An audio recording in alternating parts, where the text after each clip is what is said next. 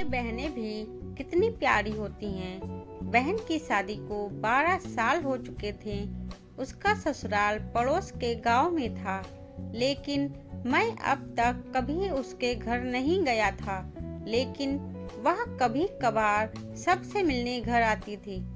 एक दिन मेरी पत्नी ने मुझसे कहा कि तुम्हारी बहन जब भी आती है तो उसके बच्चे पूरे घर पर कब्जा कर लेते हैं और बहुत परेशान करते हैं। पूरे घर पर सामान फैला देते हैं। खर्चा तो 2 गुना बढ़ जाता है। तुम्हारी माँ तो चोरी चुपके से उसे साबुन, वॉशिंग पाउडर, चावल और दाल, यह सब चीजें देती रहती हैं। यह सब सुनकर मुझे बहुत गुस्सा आया। मैं मुश्किल से घर का खर्चा चला पाता हूँ और मेरी माँ मेरी बहन को सब कुछ दे देती हैं। एक बार बहन घर आई, तभी उसके बेटे ने टीवी का रिमोट ही तोड़ दिया। मुझे गुस्सा आ गया और मैंने अपनी माँ से कहा कि दीदी को ऐसे बार बार घर नहीं आना चाहिए, बस दिवाली पर ही आया करें, और जो तुम झोला भर के सामान देती हो वह भी बंद कर दो। माँ ने कुछ नहीं कहा, पर बहन ने सब सुन लिया था, लेकिन वह भी कुछ नहीं बोली। 4 बज चुके थे। उसने अपने बेटे को तैयार किया और कहा, भाभी मुझे बस स्टॉप तक छोड़ दो। मैंने ऐसे ही झूठ मूठ दीदी को बोला, जा रही हो दीदी, कुछ दिन और रुक जाती। उसने मुस्कुराते हुए कहा, अरे नहीं, बच्चों की छुट्टियां खत्म हो रही है, हमें जाना चाहिए।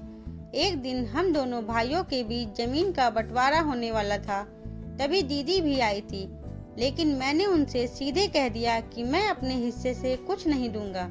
माँ ने कहा कि बेटी का भी अधिकार होता है, लेकिन मैंने उसे चिल्लाकर कहा कि मैं उससे कुछ नहीं दूंगा। दीदी सामने बैठी थी पर कुछ नहीं बोल रही थी। अलग होने के कुछ दिनों बाद मेरे बड़े बेटे को टीबी की बीमारी हो गई। मेरे पास उसके इलाज के लिए बिल्कुल पैसे नहीं थे। मैं बहुत तनाव में था। ऐसे ही एक दिन मेरी बहन घर आई और मेरे पास बैठ गई। उसने अपना हाथ मेरे सिर पर फेरा और कहा कि तुम तनाव में हो क्या?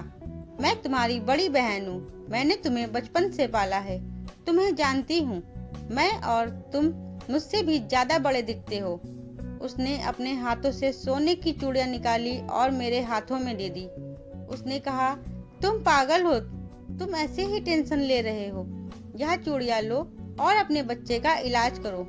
वह धीरे से बोली, चूड़ी के बारे में किसी को मत बताना, तुम्हें मेरी कसम है।